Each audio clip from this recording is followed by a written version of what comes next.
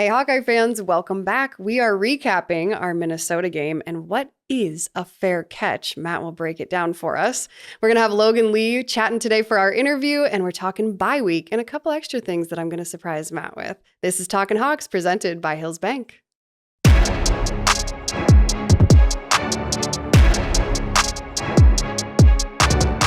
No matter where you are in life, Hills Bank is here to help you succeed. Whether you're buying your first house, saving for your child's future, or preparing for retirement, you can count on the people at Hills Bank for the support you need to reach your goals. It's easy to connect with a banker in person, over the phone, or on hillsbank.com because we believe banking is better through human connection. Hills Bank is an equal housing lender and FDIC member. Okay, hello, Matt. How are you doing? Hey, God is good. It's another day, another dollar. Are we 24 hours yet? By the time that we're recording this, no, but by the time people listen to it, yes. Okay, so we're not quite over it, and that's okay.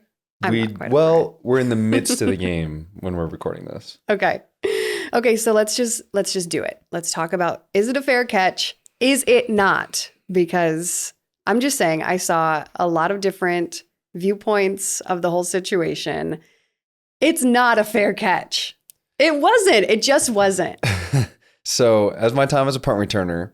Yes. Okay. So this is the thing. Matt returned punts for how many years? A couple of years. A couple of years. So if anybody's going to know, first of all, it's LeVar Woods and Cooper DeJean, but also Matt. Okay, go ahead. So in my time as a punt returner, the ref would always say, if you're going to fair catch, make sure it's clear and high above your head. Okay. That's all the phrasing it would be. Okay. So did they ever tell you anything about pointing? So pointing became a thing later, probably about my fifth year, probably in 2017, where you could point and then still advance it. Okay. So like we see Cooper do that all the time. Yeah. And we see other guys do it all the time. So I actually also saw a couple of clips on Twitter, of course, where it was like somebody, I should know who posted it and give him like credit, but it was like 4 other times when there was like, he was pointing and like. He points a lot and then advances it. There was also a Minnesota player, their punt returner did the same thing. And he was pointing like this. Waving his arms and pointing. Yes, like this, 2 at the same time. Like, kind of like get out of the way. Kind of, because what do you guys say? Peter, something like that? Yeah, it cracks me up when people say poison, because if you think about having a mouth guard in your mouth and trying to say the word poison's really hard to say, like with your mouth guard in. So I never understood that. But yeah, at Iowa, we've always said Peter, and then you point at it. And I think this is kind of going back to Penn State, where it hit off of one of our corners, backs. Mm-hmm. And so they're probably checking a little bit more because we haven't seen anything since then. I don't think he's doing anything differently. I just think that the guys are checking him more often, but the Minnesota players didn't act like he called for a fair catch. No, not at all. And neither did the Minnesota sideline. So just saying. Even with his shoulders where the wave was. But it wasn't a wave, because I also saw, because I watched the from the front, and I'm just saying a lot of things that other people have already said, but just sharing my anger with them. And this is a positive podcast, but this is so irritating. Only because Cooper's a friend of the podcast, not only because of that. He's a friend of the pod. And it's just like you took away like a really big, like monumental historical play in Kinnick Stadium for Cooper DeJean. Like, just such a bummer. But what I was saying was, you see it from the front, and he's got one finger this is his right one, is like this. His left one. Left one meaning pointing for the people that aren't watching. I said his left one. His left one is like this, and he's running like how you would move your arms like this, and he's like trying to keep his balance how a human does when they're running. I'm just saying. I would argue that he might be waving off somebody, but it's not clear and above his head. Like He fair caught other punts in the game. And I'm not siding with the refs here. Obviously, I don't think it's a fair catch. But his other fair catches were late. But I have yet to see, and maybe he's done it once or twice, but I have yet to see Cooper fair catch a ball that he doesn't actually catch. Mm-hmm. Most of the time, every time I've seen him fair catch it, he's pointed to it and then let it roll, or he's told guys to get away and then he lets it roll, or he'll go block because it's going to go into the end zone, so he makes sure they don't down at the 1. But I have yet to see him fair catch a ball that he doesn't catch. Right. So again, that's out of character, in my opinion. Again, maybe he's done it once or twice, but I have no recollection of it. So then the go back to the thing that I saw. There were 3 other times in the game where he was doing the exact same motions, pointing, and his left arm does this. I think it's just out of habit and just the way he runs with his arms out, which is not not an easy thing to do when you're sprinting and trying to keep your arms completely still. Okay, so then I have another question too. So then they go to review if he stepped out of bounds. So that's what they're checking for. But then all of a sudden they can check for another thing. Oh, was he waving off, or was he waving for a fair catch? How come they can go and say, oh, we're going to go check if he was out of bounds, and then just make up another thing that they were checking for right there? That I'm actually not 100% buttoned up on. I apologize. I'm pretty good with the rules for the most part, but from what I understand is whether or not it's a reviewable play. And I was not under the assumption that whether or not somebody fair caught was under the guise of a quote reviewable play. Because there are certain plays, like we saw it was against Michigan State where the quarterback was going down and kind of flipped it, and they said that it wasn't a reviewable play. You remember this? Maybe. It was on the Iowa excuse me, it was on the Iowa sideline and he kind of chucked it up. Either way, so like there are plays or types of plays that fall in that non-reviewable category. I am very shocked, A, that they called it a fair catch, but B, that they were looking at one thing and were able to discern something else based on looking at the tape. Interesting. I also saw a few things. I'm not going to go into it, but that same head referee was a part of another controversial call of an Iowa-Minnesota game a few years back. And somebody in the comments will have more information on that. I'm sure of it because I saw it on Twitter. It was going crazy. So I'm just saying. And then he had another thing where this guy was I guess him and his crew that he had at the time were suspended from a couple of games. I don't know. I'm just saying I can't get fined. So I'm going to go and I'm going to say that game should not come down to whether or not a defensive player on special teams makes a play to win the game. Okay, fair. Okay, so let's move on from that. So controversial call. Well, it's over. We'll end it with that. Okay, so we've discussed. But continue with what you were just saying, because there were obviously some things in the game that didn't quite go the Hawks' way. So I'm going to go back to what I said, that it can't come down to the refs and the phrase that the commentators used on a different play was don't give the refs an excuse. And what I mean by that is on one of the QB sneaks with Deacon Hill, he's kind of holding the ball. I think he rolled on somebody's back, clearly in the end zone. They didn't call a touchdown. Okay. Yeah. And he's holding the ball, and number 27 for Minnesota comes over and swats the ball out of his hands. Is that an unsportsmanlike conduct? I don't know. Defensive players are always interesting when it comes to the end of plays. They're always trying to get little jabs. It's all mental stuff, right? They're trying to be the tough guy. And so is that a huge play? No. But you gave the ref an excuse to throw the flag in that particular instance, or Minnesota did. And we ended up scoring later on that drive. So it's we knew that these refs are going to be a little different. That targeting call, the announcers were talking, and the third-party person that they brought in was that's not targeting in my opinion, based on how he didn't use the crown of his helmet. There's partially face mask is hitting. It's a clean hit. Then they come back and say it's confirmed it's targeting. He's out. So, I mean, the refs, I think, were a little bit sporadic, to say the least, but there were plenty of plays that we could have made to alleviate that damage, I should say. Yeah. Okay. So let's talk about defense. Bend, don't break. That's kind of the Iowa mantra. Do you know what that means? Well, yeah, it's don't let them score, right? Essentially, you can let them, or if you get, or if you let them get into the red zone, if we turn the ball over, which we'll get to that on offense. But it means if you're in the red zone, you bend, meaning you give a little bit. You gave them 3 points, but you didn't break and give them 7. I mean, they had 12 points. All of those were field goals, and he missed another field goal. So the fact that we had consistent opportunities, maybe I shouldn't say that, but I'll call them opportunities, consistent opportunities for defense to shut them down in an area that's pretty tough on a windy day, and they still converted 4 out of 5 field goals. I mean, what are you going to do? I mean, that's field goals. Again, that's 3 points. And unfortunately, we weren't able to find the end zone outside of the one time, and that's the difference in the game. Right. Jay Higgins leads the Big Ten in tackles. He was all over the place. He stays going all over the place. He said that in high school, he led the nation. He keeps showing up every single Saturday. I'm excited to kind of see how he continues to move forward, but I think he had another 14 tackles in this game. It's hard for offenses to scheme against him because he just flies all over the place. And then we had 3 sacks. Can I just say, Joe Evans is one of my favorite guys to watch celebrate. Why? Because he doesn't know what to do with his hands. There was one particular one that I was watching, and great play, got the sack, and it was like I don't know what to do. If you're listening right now, I'm just putting my hands up in the air because like he was stoked, he was amped, and he just didn't know what to do with his body. It was so great. Well, he's one of those guys that I get a little nervous seeing. Like, I think the scary players are the ones that don't wear gloves. Oh, okay. There's like some kind of like toughness to it that I'm like, that guy doesn't wear gloves. He's serious. Like he gets after it a little bit. Wait, really? Yeah. That's interesting. I feel like as a defensive player, like, I don't know, maybe They've got padded gloves for D linemen, like, you know. Maybe you wouldn't want to wear gloves so you can grab and all those things. Oh, they grab. It don't matter. I don't know. Just seems. Anyway, yeah, Joe Evans. So fun to watch. Okay, so 3 sacks. That was good. And we held him to 239 yards. Not too shabby.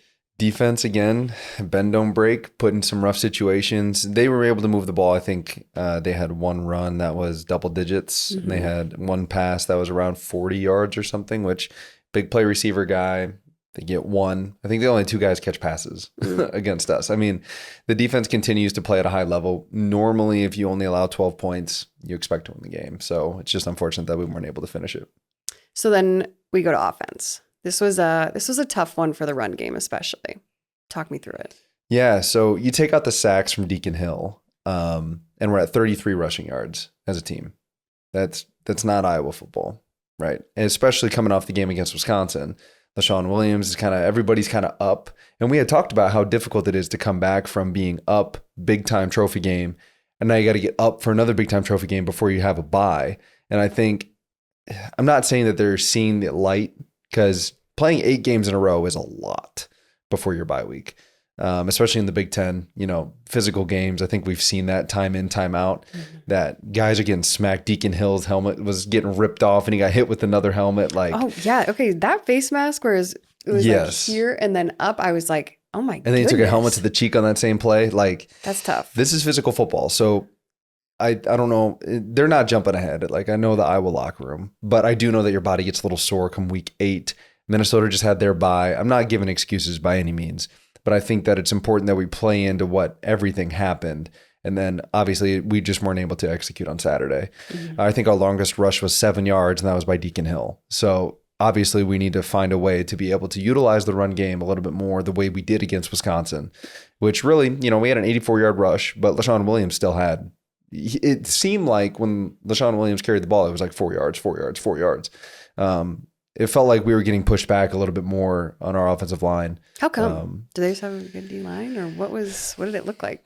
I think it's a combination of a lot of things, but I think that when your head coach goes 0-7 lifetime, I think they're like, hey, we're going to be the ones that are going to break it, whatever. I think that they had a little more added motivation to try and get after it. And I don't know if we were just playing high or what it was, but that obviously plays into it a little bit. We got to come off the ball with more vigor and fervor to be able to kind of get after him a little bit. Yeah, I got some words up here. I feel like I need to check that in the dictionary. Vigor and fervor. Like, excuse. Go ahead, producer. Go ahead. Okay, I'm sorry. But there are some times where you use words and we check them and I'm like, that's actually the exact opposite. Okay, hold on. Look up vigor. V-I-G-O-R. No, I know that one's right.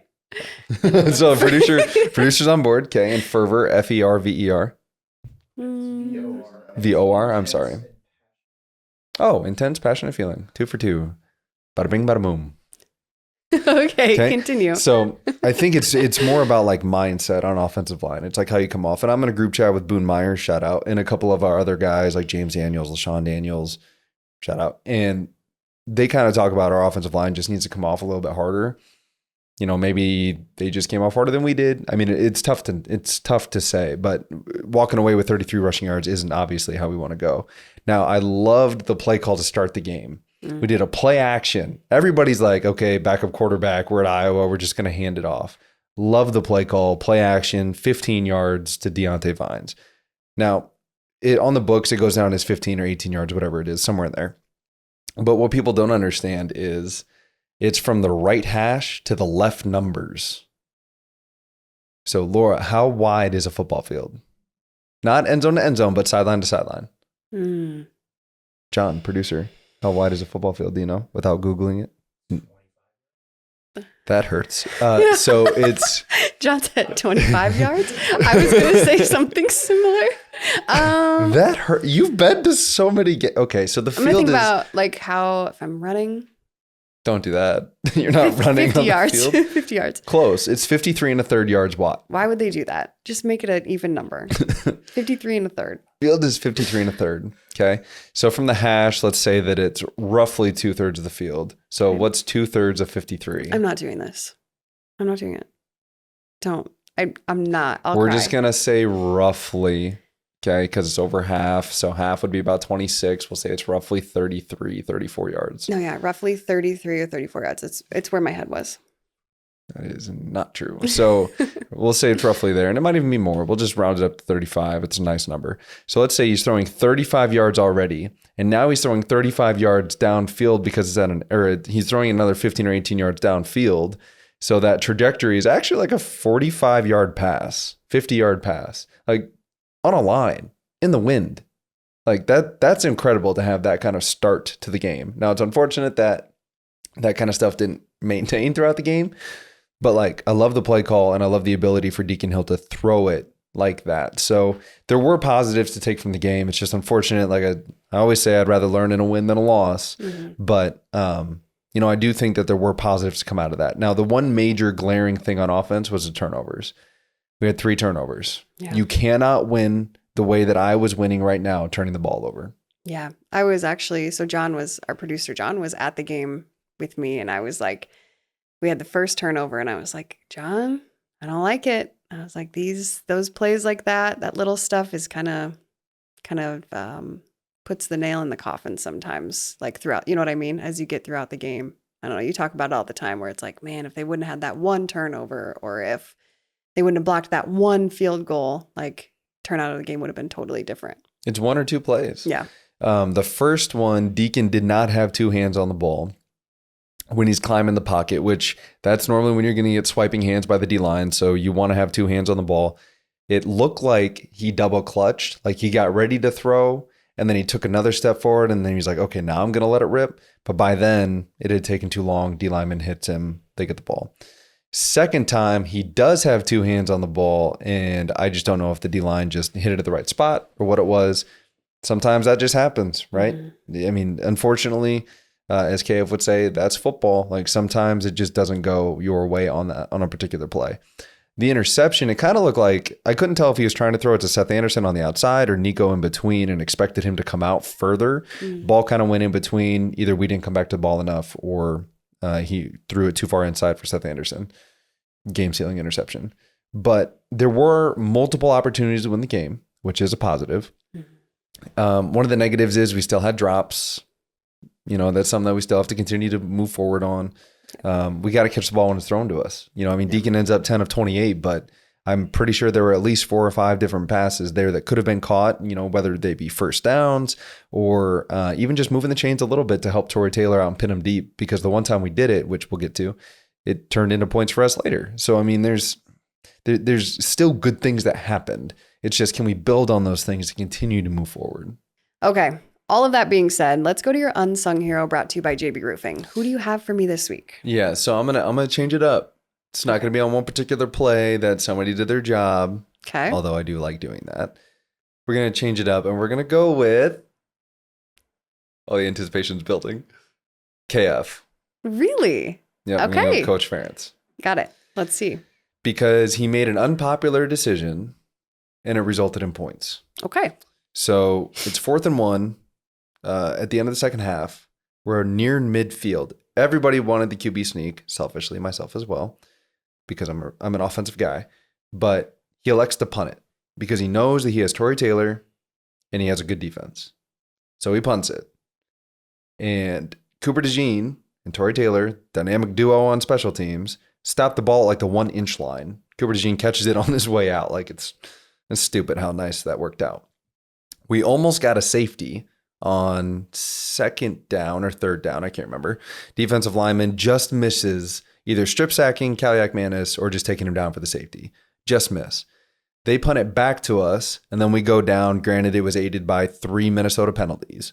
but we go down and we end up scoring. Like that's how Coach Ferentz wants to play the game. He wants to play field position, give my offense a short field, and then score based off that. So 4th and 1 in midfield, instead of risking it and giving them the ball at the 50, he punts it down. They get it at the 1. They punt it back to us. We get a fresh set of downs around midfield back to where we are, and we go down and score. Like that's how Iowa wants to win football games. So I love this unsung hero because to me, as an average fan, I'm like, really? We're not going to go on 4th and 1 when we have this giant quarterback? And I know a lot of people felt the exact same way based on the reaction of the crowd in the stands. But that all makes perfect sense. And also just kind of illustrates and demonstrates the, like you said, the awareness of the game and how it can be played based on the different weapons that you have. Very good. I liked that one. So Coach Ferentz, unsung hero. Brought to you by JB Roofing. Well done. Okay, we are going to take a little break here. We'll be right back with Logan Lee. Need a new roof, gutter, or siding in Eastern Iowa? Call JB Roofing, a local and reliable roofer with over 20 years of experience. They do one roof at a time, unlike others who juggle multiple projects and cut corners. They also serve a 45-mile radius around Kelowna and help you with any insurance claims. Don't wait. Call 319-656-ROOF or visit their website, jbroofingkelowna.com for a free estimate. JB Roofing, the small town roofer you can trust. Hey, Matt, did you know that Iowa City Tire does more than just tires? Yeah. I mean, they've been servicing the corridor for like 40 years. Okay, but did you know that until somebody had to tell you? No, I didn't. Well, hey, check out how they're doing things in a very different way at Iowa City Tire and Service, where service actually comes first. Visit ictire.com. Alrighty, welcome back. It is time to hop into our conversation today. Joining us is Logan Lee. Logan, how are you? Very well. How you guys doing? We're doing great. Love it. Welcome. Yeah, thanks for having me. I appreciate it. Yes. Okay, so let's start just real simple. Where are you from? I'm from Orion, Illinois, town about 1900, just south of Moline, Illinois. Hour and 15 minutes from Iowa City. Oh, not far. That's not Yeah, bad. not bad. And so how many people did you graduate with? I think we had 96 in our class, and then we had about 360 in our school. So we had a bigger Wow. class for my senior year. But That's Yeah. incredible. I feel Yeah. like a lot of the guys we've had on here, like Cooper comes from a tiny Yeah, school too. even smaller, yeah. Yeah, no, so cool. I always feel like I've come from a small town, so I'm from South Dakota, Right. but I graduated with 260. 260. That's huge. It doesn't make Yeah. sense to me. Yourself? I'm from Cedar Rapids, Okay. so I was at Prairie, Okay, about the yeah. same class size Right. back then in 2012. Yeah, to date Yeah. myself. But Oh. okay, so how old are you? So I'm 23. 23. So No, we Yeah. had Tori on the podcast. Everybody's okay, on the territory. Yeah, I was gonna say I'm an old man, but not on the same level. Yep. And then married, the only married guy on the team, right? Right. Yeah, that's it's different, but it's great. Tori and I actually live in Tori, not Tori Taylor. Yeah. So Tori and I actually live in North Liberty now, so that's nice that we actually gotta leave. We had 5 roommates, so we had Oh my. Jack Campbell, we had Jack Campbell, Sam Laporta, Jackson Ferricks, Kyler Fisher for our first year of marriage as roommates. So it was the 6 of us in one house. She's an absolute trooper. She did saint. pretty darn well. Yeah. Logan. Yeah. We lived with Boone Myers on the Sean Daniels. Yep. And I'm pretty sure she cried every day she came home. I only that was from lived her there. job though, not from the house. Yeah. I only Okay, lived there that's for good. 10 days and 10 I couldn't days. do it. I was like, this, first of all, it's stinky. Yeah. Well, It's All dirty. right. That's We had a fair. pretty great group of guys. That's Everybody was really great to her, and then we were fairly clean. I mean, You're still maybe football not guys. quite the same standard as she would have liked, but like for a college house full of guys, very clean. Okay. Yeah. Not too Yeah. bad. And so how did you and your wife meet? Your wife's name is Tori, Yep. just to clear that up again. Right. Yep. So Tori and I met 7th grade year at state track meet. She went to Geneseo High School, or Geneseo, Illinois. She lived there. It's about a half an hour away from me. So I'd never been to Geneseo, never even knew anybody from there. So, but she had a friend that went to my school, and her friend was dating my friend. Got it. So the Okay. 4 of us were just walking around this state track meet, and it's 7th grade, so nobody's saying a word, Yeah. right? Just walking there looking at each other? Yeah, everybody's just walking, like just watching the meet. We sit down. Again, nobody's saying anything. So I'm like, come on, Logan, say something. I obviously thought she was cute, but like, did you see that girl eat it yesterday on hurdles? She turns around, looks at me, and was like, that was me. No. Stands up and walks away. I'm like, oh my gosh, I just blew it. Oh, man. And didn't see her again for another 2.5 years. But now we're married. So, yeah, first impressions don't always matter. Okay. Granted, she forgot about it. Okay. She didn't know it was me. So about 1.5 years into us dating, we started dating again in sophomore year of high school. Okay. And then I told her about a year after dating. I'm like, hey, do you remember that time? She's like, that was you? Yeah. How'd you guys link back up then, that sophomore year? Same friend. Okay, gotcha. Yeah, they're not friends anymore. But, yeah, same friend. Understood. But, Okay.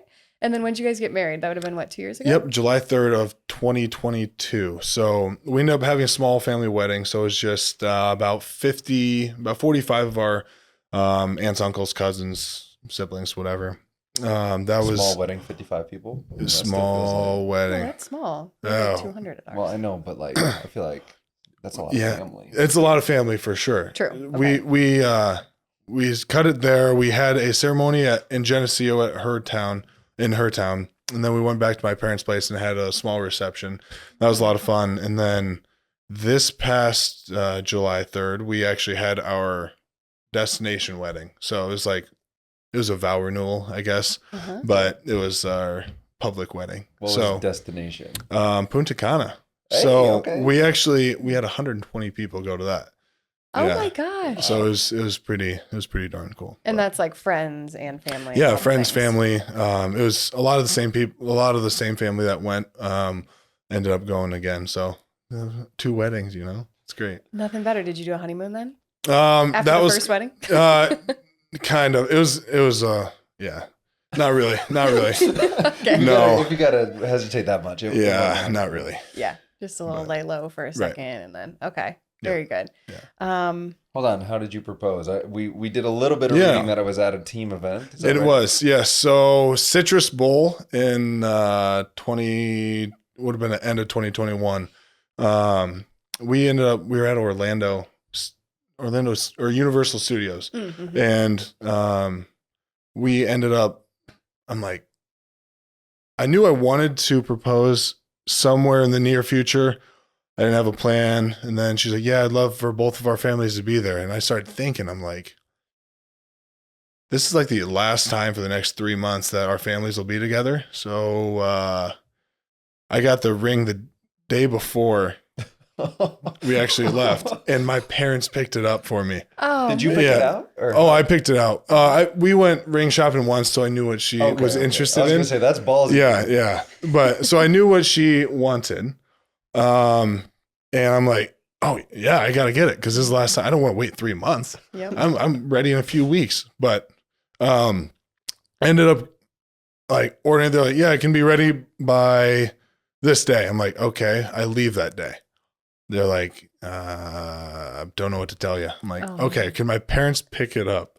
So they met me. So they ended up coming down. I ended up getting it from them when we went to Universal Studios. The team had already, so Tori's family had already been there, and they were walking around, and I told some of the teammates and where we were doing it. It was like an amphitheater Okay. almost. So there's kind of a pretty cool balcony that was overlooking it. So all the teammates kind of hid up there, and then I started walking with Tori, and then there was a couple of the videographer and photographer for the team. I'm like, hey, you want to get a picture of us real quick?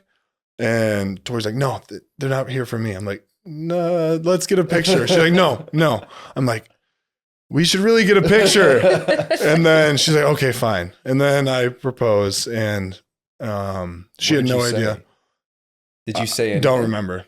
Blacked out? Yeah, I'm blacked out. Mhm. But she said yes, so I must have gotten the message across. And then all the teammates and all our family on the balcony just popped up over the railing and started cheering, and it was That's pretty very cool. It The was reason awesome. he asked you, what did you say, is because he had a whole speech when he proposed to me, like all prepared, ready to wow. go. And he didn't say a word of it. Hold on. So we just played. It was after the Iowa State game, Yep. 2017, 42-3. On my way out to see Chris Ruth, who's our Okay. videographer at the time, and I was like, "Hey, can you take video Yeah. real quick?" And I get out there and I'm all hype. I had the ring in my backpack, I open it up and I go, well, actually, I said, let me just cut to the chase. That's what he said. Let me cut to the chase. And then I didn't say a word. Nothing. You didn't Nothing. say, I just "Will you opened it marry up and me?" just waited. Oh, He didn't say, I was like, yeah, to the question you didn't ask. Yeah. So I that's why didn't he was funny. I at least asked the question. So Yeah. Okay, well, we should I cut meant, that out. yeah. One step ahead. Right. Okay, so let's talk about like family life. So what was your life like growing up? What kind of Siblings, kid anything were like you? that? Yeah, so I have one older sister, Ashton. She's 2.5 years older than me. Whole family on my dad's side of the family. I think there's 20 of us, 18 or 20 of us, and we all grew up and we all lived my entire life. Everybody lived 10 minutes from each other. Oh, that's cool. So it was pretty awesome. We were pretty darn close and all the holidays and stuff, but everybody went to the same high school. We were a pretty athletic family. All my cousins were. So, yeah, we had a pretty fun upbringing, but So you say athletic family. I So was we going to say, you're had- going to have to expound on that. Yeah. a Yes, little because bit. we had Yep. Deacon on just last week. He was talking about his sister was like an Olympic gold medalist. We had Kate Martin. She's talking about her crazy family Olympic tree. gold medalist. Yes, in water polo. 2016 Olympics. Wow. Yeah. That's Now you know. now I know. And Golly. his sister and his mom are both in the Hall of Fame at their high school for water polo. Or his Wow. mom was basketball or something. It was Yeah. Wow. It's, crazy. Anyway, so tell us Yeah. about your family tree because Yeah, so in Orion, nobody's making it to the Olympics yet. Again, 1,900 Not people. yet. But yeah, so I have 3 older male cousins and they did every sport. It was just being from a small town, everybody does every sport. So Sure. cousin Kramer did football, basketball, and he was all conference in both of those. Cousin Cody was all conference in football, basketball, and baseball. And then cousin Tanner ended up playing basketball at Loyola. Okay. So he was a pretty darn good Yeah. athlete. He claims he's the best. I would disagree. Can you hoop? Can I? Yeah. For a wrestler, yes. I identify as a wrestler now. So I would say I am very competent basketball player, wrestler. Okay. So we'll call it that. So you get a lot of fouls. That's why I started wrestling. Yes. We'll have to get to that. But yeah, so cousin Tori, different Tori. Yep. I heard one. Got it. Just have to put that one out there. But oh, gosh. Good point. she was all conference in volleyball, and then my sister ended up she ended up breaking all the records in volleyball too, and then she ended up playing at Minnesota State Mankato. Okay. Okay. So she did pretty well there too. So Okay. So Yeah. now get to the thing about the wrestling and basketball discrepancy there. yeah, so I played basketball my whole life. I ended up in middle school. They're like, "Oh, you should start wrestling," but I had to like finish basketball season, and then I'd pick up like halfway through wrestling season. So I only had a half a season from 6th, 7th, and 8th grade, and I enjoyed it, but I enjoyed basketball more, I thought. So I chose basketball in high school because we could only do one or the other.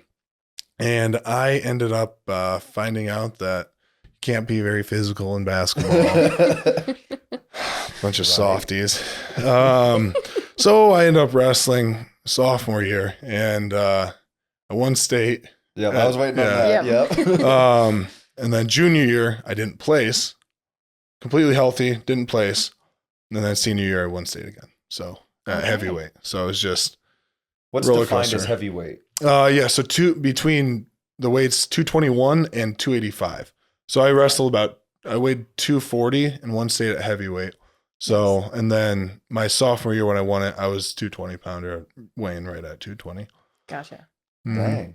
So you're the roster says you're 295. Yeah. We'll say that you're there. Yeah. So did you gain 50 pounds since you've been at Iowa? Yeah. So the entire time I was at Orion, I was about 240 my senior year, the whole year. I ended up gaining about 6 pounds before I weighed in at Iowa for the first time. I was 246. And then right now I'm an honest 287. So I've gained, depending on the day, over 40 pounds. But yeah, it's not easy. Yeah. not a whole lot of fun either. Let's say I showed up at 162. Yeah. And then when I left, I was around 194. Yeah. But normally I know linemen, it's like that. It's brutal. It's a lot of people are like, oh, I wish I had a problem with I could eat all this stuff and not gain weight. I'm like, no, you really don't, because people don't understand. On this side. Yeah, people don't understand how hard it is to gain weight when you're doing it for a job and you're working out as much as we do. So it's tough. It's it's a full-time job too. But that's the thing too. You don't realize. I appreciate that. Everybody's like, oh, it's so it's no. I would much rather cut weight than gain weight.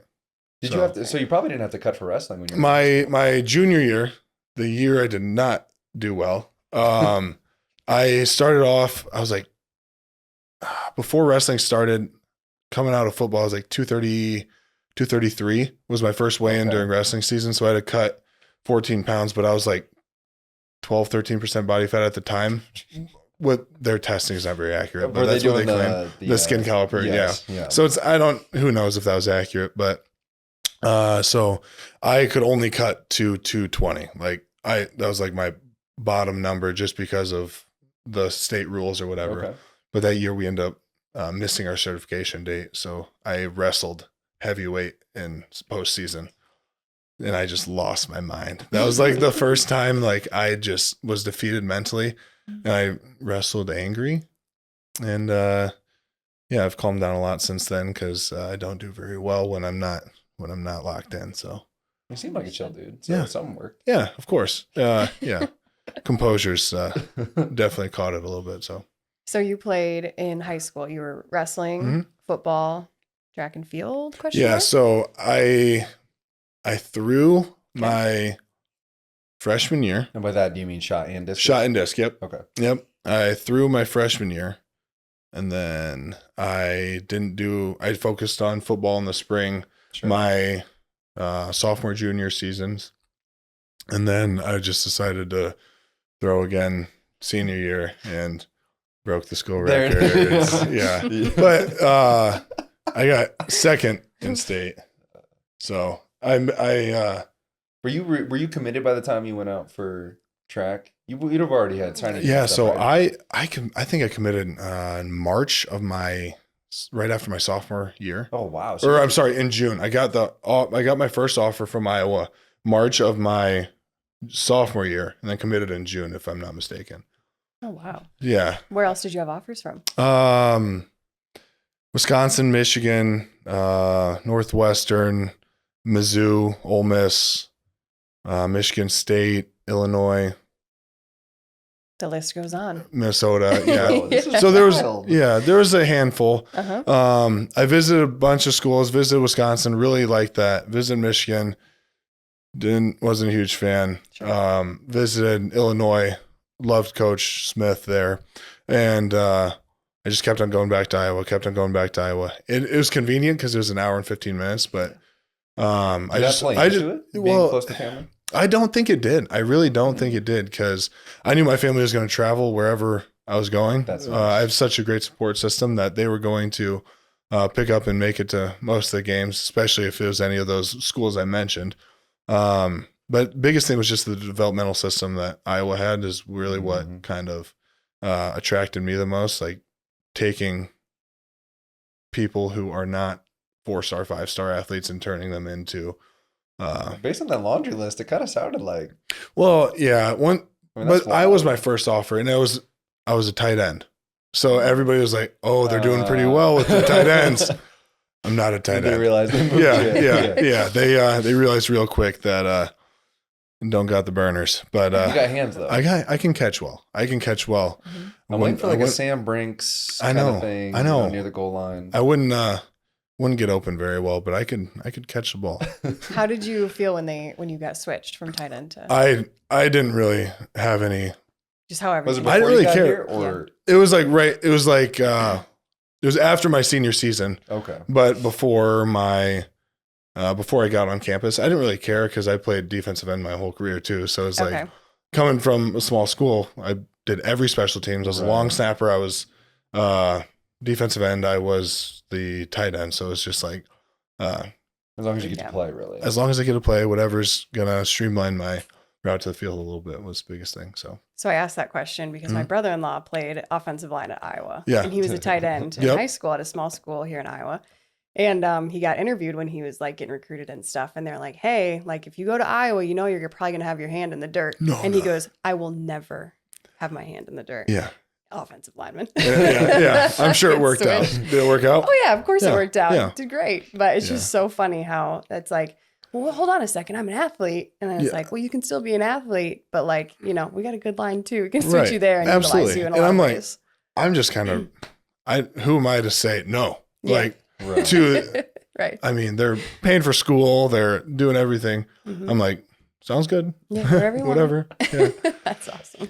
Did you pick 85? Because it's not a normal number. No. All right. So what else did you have? I was number 45 in high school. They said, do you want any numbers? I said, 45 is available. I will take it. If not, I really don't care. And that was a mistake?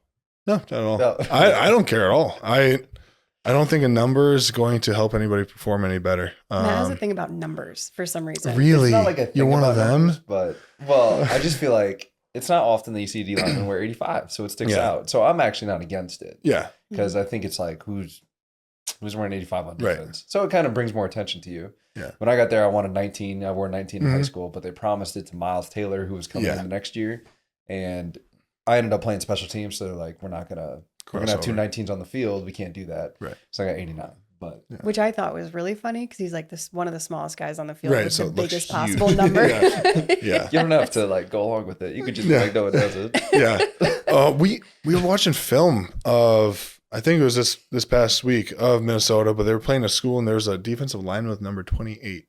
Oh. I'm like, and he was a big dude. He was nose guard. He was 320 at least, and he was wearing 28. I'm like, that's stretching all the 2 at 8. They stretched it, but we were laughing at that during the meetings. But I know that faith is something that's super important to you. So just kind of walk me through that journey. Like, is that something that has been since you were a little kid? Like your family's super faith-based, or is that something that you've kind of come into as you've gotten older? Yeah. So my mother's side of the family is definitely more active in their faith. Sure. Dad's side of the family definitely believes, but growing up, we ended up going to a Lutheran church and ended up going through that all the way through high school. I was very involved. I was leader of FCA for 3 or 4 years in high school. Can I stop you there? Yeah. At that young of an age, what drew you to that? Like that's rare to have somebody that's like so invested and so involved. Typically with like a kid that age, it's like, yeah, I went and did these things. And later in life, they're like, oh, now I see how that can play in. Right. But at that point in your life, like what really drew you in and got you to that point? The encouragement, not the shoving down my throat, I think. So, I don't know. I was always just drawn to it. And my mother did a great job. She's like, we should go to church today. I said, okay. And it's weird because like I had some friends at church and like going through confirmation and those other steps, we ended up like, I was always like locked in. I was always just fascinated with it.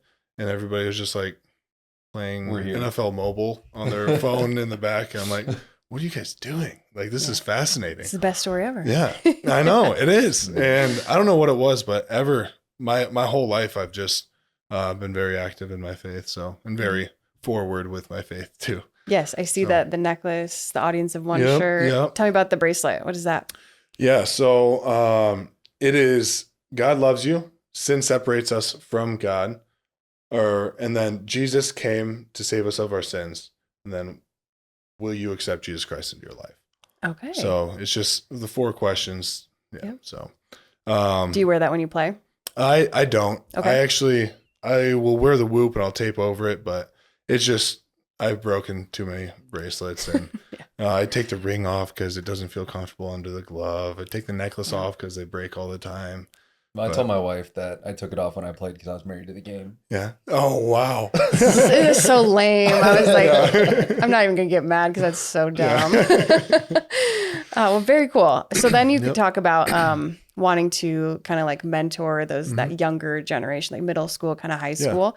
Does part of that play into like the ministry of it too? Yeah, of course. And since I've been in college, I've had such a great community with Athletes in Action. It's a faith-based ministry on campus for athletes specifically. Since I've gotten on campus, Jim Goodrich ended up talking to me, got me involved, and then Nathan Burak, and then Tim and Casey Spark. We've had such a great support staff with Athletes in Action. It's really helped me grow and really learn how to apply faith to my sport, and not just like I'll pray before competition, I'll pray after competition, but like actually throughout competition, I'm actually talking to God, having a running conversation, having not just relying on my own strength, but relying on the strength that He and only He can provide. So that's the biggest thing. So yeah. So that kind of plays into that part of like mentally preparing athletes as well. Like, I mean, that's got to be kind of part of that top of mind too when you're potentially opening up your own gym. Of course. And I'm going to be very forward, and I'm not going to be reserved with my mentorship in all areas of life. It's tough with society nowadays that kind of shames people of any faith, really. But biggest thing is just being willing to face some backlash, being willing to stand by your faith no matter what comes. It's pretty cool, and I'm super excited to just help mentor and try to help continue leading other people to Christ. So, well, Logan, is there anything else that you want to mention today? Anything you want to talk about? I would just like to open it up there at the end. Yeah, there's not a whole lot more. Did a pretty good job covering most of it. So very good. We found out all the things there is to know about Logan Lee. Yeah. I love it. Okay, well, thank you so much. Of course. Thanks for having me on, guys. Appreciate it. Yes, best of luck the rest of the season. Have fun in Chicago in a couple of weeks. Yeah, that'll be different playing on a baseball field, but looking forward to it. It'll be a good experience. We did it once. Yeah, they played at the Yankees Stadium for the Pinstripe Bowl. And they didn't heat that was brutal. Everybody's wearing tennis shoes, just like nobody could their cut. Heater caught on fire. Excuse me, their heater caught on fire because guys were too close to it.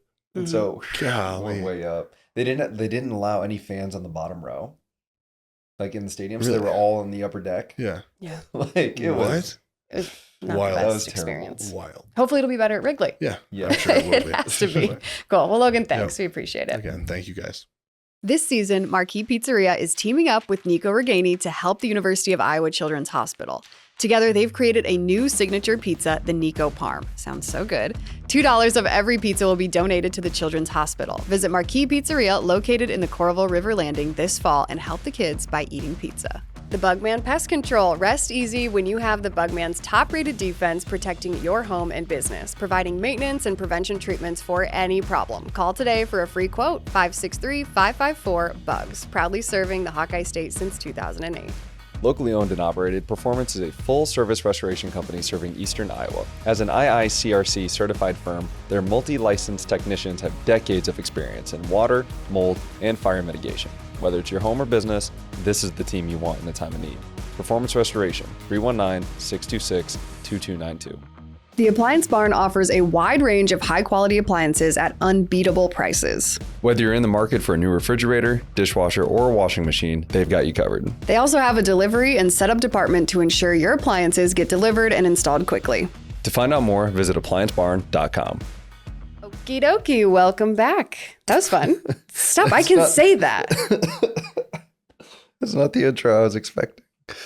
Yeah, cough it out because Matt's had a man cold for like 3 weeks running. And I'm still functioning. Shout out to all the men.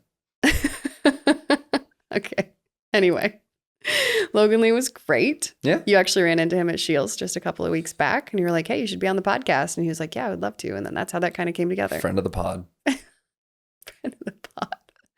I love it. Okay, so we're going to do a bye week, which I didn't even realize until literally today. Yeah, we were doing our prep work for the next opponent, not realizing what date it was. Which might sound bad, but you just get into that mode of like the season and the busy time and you just keep going, you keep trucking. But a bye week, tell me about it. What are they doing this week? So really, what's weird to me is that the announcers kept talking about, so Minnesota's coming off their bye week going into this game. And I don't know how many times the announcers from one announcer to the other announcer talked about PJ Fleck is worried about Minnesota versus Minnesota this week. You're not worried about Iowa for 2 weeks. It's Minnesota versus Minnesota. And I didn't get it because it's literally what Iowa does every single bye week since I've been there. Back in 2013 when I showed up. Okay. Like the bye week is Iowa versus Iowa. Okay. Where they're not going to worry about Northwestern for the next 2 weeks. That's just not how Iowa does it. Even when we go enter bowl prep, it's a little bit different the way that we do things. So like this bye week is going to be Iowa versus Iowa. You're going to give the starters a little bit of a break. Okay. So like the Cooper DeJeans are going to take a few less reps. The Logan Lees, Deacon Hill might still take a few reps here. But like Caleb Johnson's probably not going to take as many. Jazzy Patterson might have an opportunity to rest his hamstring a little bit. So like there's going to be some of that, but then everybody else, it's like, okay, these are your chance. These are your big practices now. You might've been repping scout team. You might've been working some other stuff, but like this is Iowa versus Iowa. This is you developmental, like 2s, 3s, you're getting 30, 40 reps. Like, let's go. Let's see who can come out of the bye week. That's what KF would always say is like, you find diamonds in the rough in bowl prep just because they go to work every day. They show up and you're like, wow, this guy can actually help us. Like we need this guy to come up.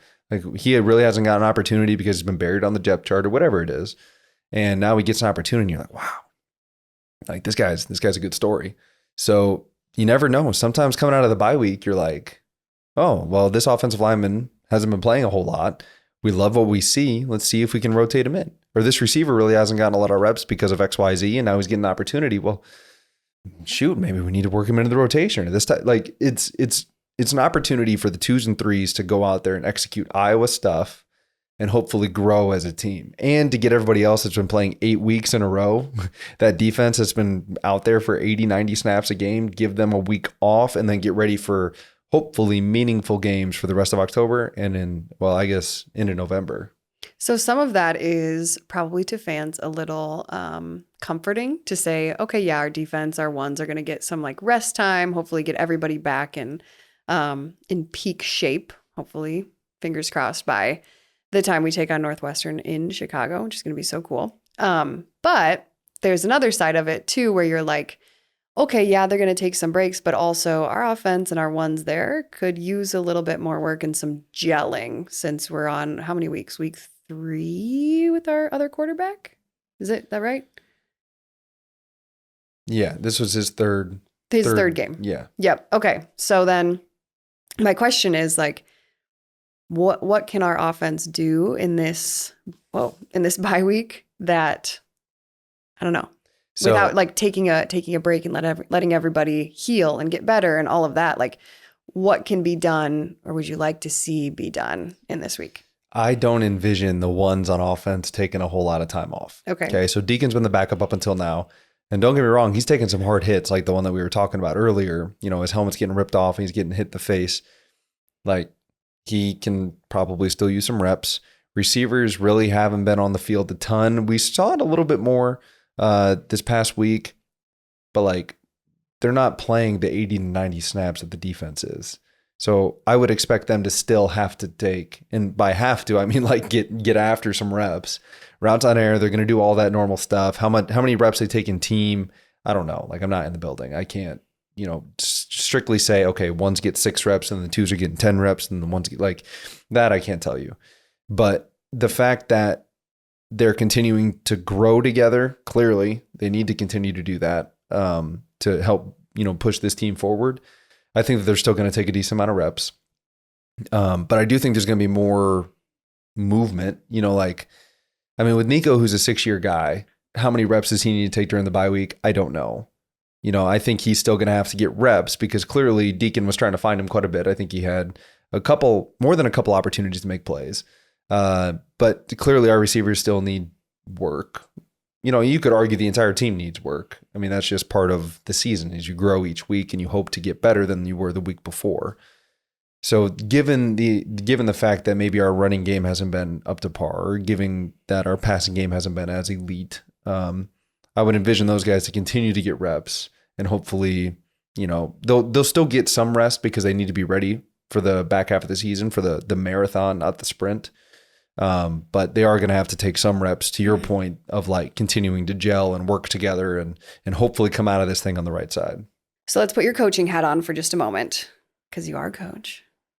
So schematically, what are we What are we going for this week? What would you like to see kind of put into this offense potentially to get prepared for the second part of this season? Well, you're not going to throw anything out, Mm-hmm. and there's no reason to, in my opinion. I think there's just Get rid of anything is what you're like. Get rid of anything in the playbook. You don't need to overthrow the playbook. It's still Iowa football. It's still pro style Iowa football, which I actually like. I like pro style. I like being able to go under center, hand it off, but I like the play action that you can do off of that, i.e. play one against Minnesota. Like there's things that you can do. Mm-hmm. I do think there's a few nuanced things that you can do within your playbook to, as Coach Brian said when I was there, it's lipstick on a pig, meaning you can do a lot of the same things from different looks. Now, I've been a big advocate for like bubbles and like quick screens, just get the ball to your playmakers. And we've been missing that, I think, because what it can do is it can expand the box a little bit. And their number two, so like our number two would be our slot receiver. And what I mean by slot receiver is there's a guy on the outside, like Deontay Vines or Seth Anderson. He's our outside receiver. The next receiver in would be our slot or our number two. What we've been doing is we've been putting him closer to the line of scrimmage, which kind of allows him to win in or out. So the thought process is like, okay, if he needs to get across the field, he's closer now so he can get into the line of vision from the quarterback sooner. Because on every pass play, there's what's called a read from the quarterback. He's reading the defense. And so he'll go through his progression. So like it's his first read is the out. Is the out open? No. Second read is the deep. Okay, is the deep go route open? No. Third read is the crosser open based on what's coming into his field of vision. And you'll see it sometimes if you watch like pro guys especially, but Deacon's pretty good at it. His entire body will move to his next read so he's ready to throw once he sees it. But like you have to work through the progression. So if Nico, in this case, I'm just going to use Nico because he most likely is the slot receiver. When he is there, if he's close to the line of scrimmage, he's probably either working across the field so he can get into the Deacon's line of sight quicker so he can be in the progression, have a chance to make a play, or he's running an out route and they're giving him enough room to be able to run the out route without going out of bounds. Now, it can be tough on a defense if like, you're trying to play him man-to-man, you don't know because he could go in, he could go out. Like that's the thought. But the other side of that is you're bringing more guys into the box. And when you put Nico close to the tackle or close to the tight end, you're bringing in the linebackers and the safeties, and you're bringing in more bodies. We talked about before, like hats, and you don't want to get out hatted, which means they have more guys than our guys on any given thing. And sometimes when you bring those guys in, and then Nico might be running a route, but maybe now that the DB is so close, he just wants to blitz. And that's a trigger for the defensive players. It's like, okay, well, when he's lined up here, they don't have enough to block us. I'm going to blitz. Okay, so with all of that in mind, what does that mean? Like you'd rather have them more spaced out or what? Personally, as a receiver, and I'm used to being on the perimeter, I kind of like them having to declare what they're in, like based on whether in a bunch formation, where like there's three or more wide receivers that are clumped together, or a stack formation where there's two receivers. Typically, they have to define what they're doing. So if you go wider, those linebackers and safeties have to go wider. They have to declare, are you going to play man-to-man on me or not? Whereas if you're kind of closer, sometimes they can disguise man-to-man or zone a little bit easier just because they're near everybody else. But if you widen them, or if you go into a cluster or a bunch or whatever you want to call it, stack out on the perimeter, now those three guys have to declare, are they playing man-to-man? Are they playing some type of zone? It's a lot easier to see that kind of stuff. I also still think that, I talked about bubbles and stuff. You can hit that stuff easier when they're a little bit wider because, again, that the guy playing over them is 10 to 12 yards off. So it makes them declare, are you going to play off like you're playing a true cover 2? Are you playing a cover 4? Are you playing man-to-man? Are you going to play press man? I just think pre-snap, it's a lot easier, but I also understand why you would want him nearby because it allows more things for him to do. I just think, again, being a receiver, I like stuff on the perimeter, and I like using that as an extension of the run game. I've talked about that before just because it's a quick pass. Those are all things that I like to do personally, but, we'll kind of see, again, you don't need to change anything in your offense. Like the plays aren't bad. It's just we need to execute at a higher level. I do declare. Do you know that? It's an Office reference. Do you guys watch The Office? Yeah. All right. Anything else you want to say about the bye week? Just a good time for rest, recovery, Iowa v. Iowa, see what comes out. and move on, get to the rest of the season. Really quickly, let's just talk about, okay, we got the loss against Minnesota now, the loss earlier in this season with Penn State. Now we're moving forward with where do we stand in the West? So it's kind of a weird situation here, 2 losses. Think about the 2 teams that were, Minnesota's obviously up there because they beat us. They've got 2 losses in the Big Ten. They lost to Northwestern and they lost to Michigan. So they're a 2-loss Big Ten team, which trumps us, right? Because they own the head-to-head, but they still play Ohio State. So you expect Ohio State to take care of business when they play. So they would drop them down to 3 losses. We would have 2. Wisconsin plays Ohio State coming up. So again, you hope Ohio State does what they need to do, knocks off Wisconsin. That gives them 3, which realistically, I mean, we're 2-2, so we own the tiebreaker, but it'd be nice to get a 3rd one on that side. So the road to Indy is still there. It's just unfortunate that you lost, one of the trophies. You're not going to be able to bring home 4 trophies this season. But that doesn't mean that everything you worked for in the offseason is off the table. You can still get a great bowl game. You can still go to the Big Ten championship. You can still win a Big Ten championship. But I think that this week is really big on getting everybody ready for that run, because it's a run. Mm-hmm. You got to be able to be locked in week in and week out to make that happen. But if Ohio State takes care of business, now if Minnesota wins out, it goes through Minnesota. I mean, that's just the fact of the matter. But they have to play Wisconsin and Ohio State yet. So we'll kind of see what shakes out. Okay. And Halloween is coming up, Matt. Did you know this? Yes. Okay, so I had to get this all set up technologically with the help of John. But I have not seen this, and I'm really annoyed. With Halloween coming up, my sister and I came up with this lovely idea that we needed to go through our costumes throughout the years. You didn't have to. No, it's a great idea. It's a Halloween episode. And it starts all the way back in 2015, first year that we dressed up together. So Matt and I used to love Halloween. Now that we're parents, it's all about the kids. So it's just a little bit different. And when I say Matt and I loved Halloween, I mean I loved Halloween. So here we are. Want to talk them through? This is our first one. This is back in 2015. Matt and I, as kids, were big Pokemon fans. So he's Ash Ketchum, and then I'm Pikachu. Innocent. It's not a big deal. It was a good one. Costumes were homemade from top to bottom. Yeah. I made all of that. I remember buying those and one shoes at Walmart for $4. Okay, moving on. The next year, we were Joker and Harley Quinn. This was a top tier costume because this was right when Suicide Squad. Suicide Squad came out. And so we were like, we're going to do Harley Quinn and Joker the best because we knew a lot of people were going to be that. And so here we are, 2016, right after you broke your foot and I made you wear those shoes. That was one of the most eventful nights in terms of the team, because that was also the bye week. Mm-hmm. That's going to stay an inside story. Well, let's just say Matt had a lot of fun. Matt was fine. Matt had a lot of fun. The other two were not as... You were not fine. Matt got kicked out of Ponchero's bathroom. That's all I'm going to say. You're not playing anymore. I can say this. Okay, next. So then the next year, we stayed with the costumes with the, I don't know, is it Marvel? What is it, DC? I don't know what they are. It doesn't matter. We were Harvey Dent and then Joker. That was as he's walking out of the hospital and he's dressed like a nurse. And so that's what I was. We got dressed up. Yeah, we went to the party, yes. Walked in, realized we don't want to be at this party, walked out, took the photo, went home. Yep. That's exactly what happened that year. That's what happens when you get married in college. Okay, this was epic. This was Spider-Man and Venom. Matt was Spider-Man. I was Venom. This is when it gets really good. If you're just listening, you have to go. You have to go to YouTube and see this next pictures. So this one, sorry, this one's still a good one. This is up close to the faces. Because Laura did all the makeup. I did. Or did your sister do? No, I did the makeup that year. Okay. And then here's Matt. Doing stupid stuff. I was Spider-Man. Wait, this one. Then we went on a party bus with some friends. And then...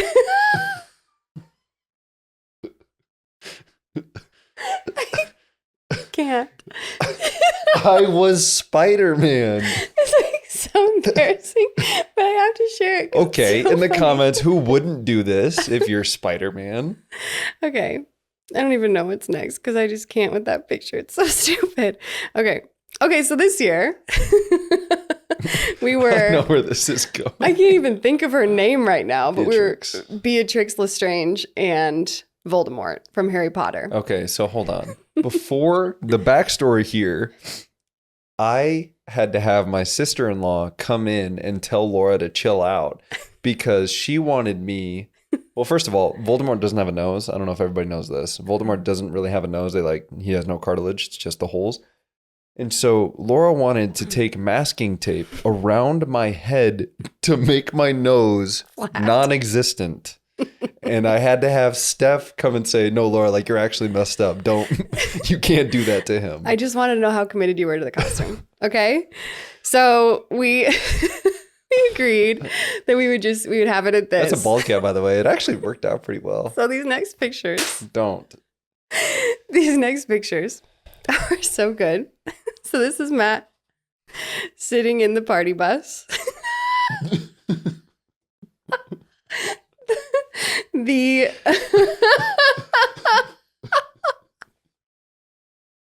So at the time, everyone thought he was Powder. From that movie Powder, I had never heard of it. I'd never heard of it either, but if you look up Powder, it looks just like him. And I was like, no, he's full. So it's kind of going off the rails. But what's sad is that I'm sure it's the next photo. It's the worst photo of all time. And then is it the next crying one? So hard. That's Matt.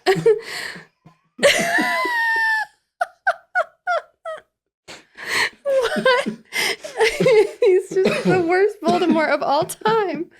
Oh my gosh, I'm crying so hard because it was such a labor of love, and Matt always got just screwed with our Halloween costumes. Okay. And then I was always a trooper. Here's another one. He kind of got screwed. The next year we were the Grinch and Cindy Lou Who. Why did you agree to do this stuff? What we do for love. Face. Oh my gosh. Don't judge me out there. You see tears on the... Such a commitment.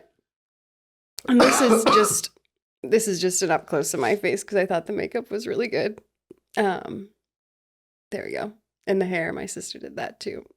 Oh, okay. And then the next year, we were these guys from Zootopia. I don't even know their names. They're not, those costumes aren't as good, but still a commitment. With the face paint and everything. We went out to Fong's Pizza for dinner dressed like that. And it wasn't even Halloween. It was like a Halloween party bus with your friends. And we just happened to be like, hey, we're going to go to Fong's. Gosh dang it. No, I'm R.I.P. crying. Fong's Pizza.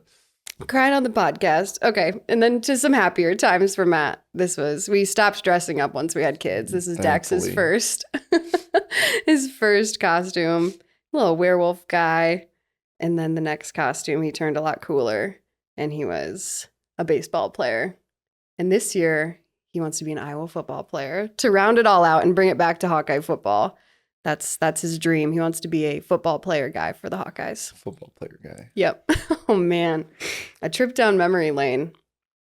A trip that I no longer care to go down. Is the things you do for love. Oh, my gosh. My makeup everywhere. I'm crying. All right, Matt. It's the bye week. It's time to... Yeah, I'm about to say bye to this podcast. Okay. I feel like I was going to round it out with something and I can't even remember, but I will say Logan Lee was a fantastic interview. Such a cool guy. And we learned a lot after we were done like filming and everything. And he told us beacon of information. He's a hobbyist is what he said. Totally wish I would have asked more about this when we were talking to him, but he just like hones in on one thing, masters it, and then moves on to the next. It's pretty incredible. Also learned that he does a lot of things to maintain weight. What was the shake? I think he said 6 sunny side up eggs, a Core 42, which is like a protein shake. It's like 16 ounces or something like that. It's a pretty good size, standard protein shake. A Big Sur bar, which is like 600 to 800 calories per bar. Olive oil and honey. Crazy. Every morning. So many calories. But it works. It works for him. As long as it works. Yeah. Such a good interview. Okay. Let's go into Halloween weekend and the bye week. And then we will come back next week. Get ready for Northwestern at Wrigley Field. It's going to be cool. I'm excited.